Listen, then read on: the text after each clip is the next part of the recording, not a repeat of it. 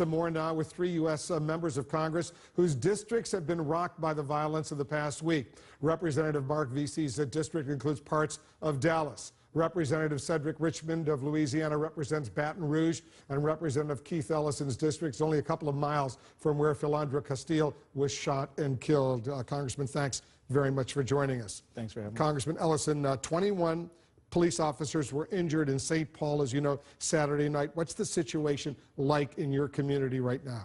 Well, you know, the St. Paul Police Department's done a lot to de-escalate violence, do anti-racism training. In fact, they had nothing to do with what happened in Falcon Heights. It was completely different departments.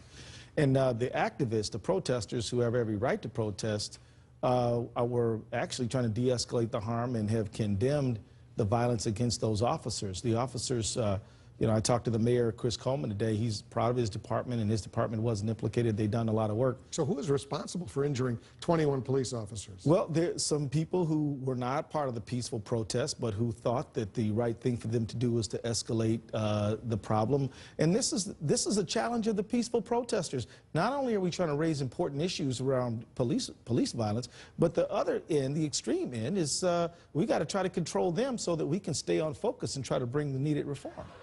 We also know over the weekend, Congressman Richmond, hundreds of people were arrested in Baton Rouge. What are you hearing from your constituents? Well, in Baton Rouge, we've had a number of protests, and they started back early last week, and we've only had arrested the last 2 days' worth of protests, which are unfortunate, but our governor and others have decided that once roadways are obstructed, that they would arrest.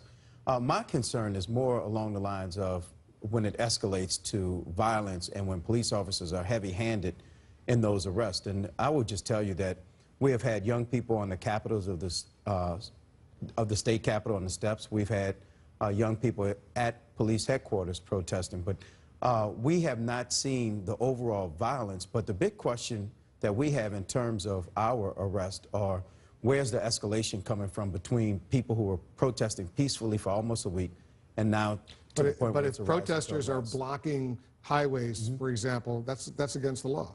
Well, we're asking them not to block highways, because especially in Baton Rouge, where we have not great access to emergency care and other things, that you're actually putting other people's lives in danger.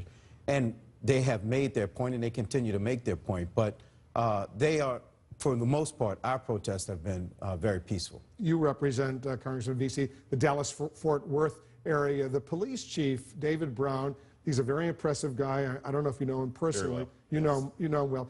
He said this today. Let me play the clip for you, and then we'll discuss. We're just asking us to do too much. Every societal failure, we put it off on the cops to solve. Not enough mental health funding. Let the cop handle it. Not enough drug addiction funding. Let's give it to the cops. Here in Dallas, we got a loose dog problem. Let's have the cops chase loose dogs. You know, schools fail. Give it to the cops. 70% of the African community is being raised by single women. Let's give it to the cops to solve that as well. That's too much to ask. What's your thoughts? The police do need more help. Chief David Brown is doing a great job, but I do think on the congressional level, for instance, that we can do more to promote the passage of money for community policing grants, for instance. You know, President Obama is really trying to put together a great initiative with his 21st Century Task Force on community policing. What can we do in Congress to promote things more like that? And the answer is that we need more money so we can spread that type of message nationwide. Is there support legislatively in the House and the Senate for that kind of legislation? There needs to be, obviously. If I think that we can prevent a lot of the interactions that we see, a lot of the devastation that's been caused by some of these police shootings, if we had more programs like that. You agree? I totally agree. I mean, look, you know, people are inadequately housed. They're not making enough money.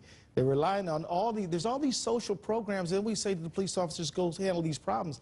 We need to invest in our country with good wages, good jobs, good education, and not just not just say, no, police deal with it, and if they can't deal with it, then put them in prison. I mean, it is a societal cop-out that the officers have all this stuff to handle.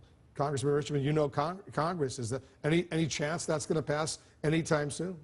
Well, I've had conversations with both the Speaker, the Majority Leader, and the Whip about more money for community policing, the COPS program, also safe neighborhood grants, and other things. And I think there's a openness and a willingness to do it. Also, Dave Reichert out of Washington, who's a former sheriff, I just left there talking to him about it. And I think it's something that both sides can come together on, and it's not something we should play politics about. This is our future, and this is far too serious. So I think it's something that we can accomplish. Right, that's encouraging. All right, stand by, Congressman. We have much more to assess. We're also getting new information, much more right after this.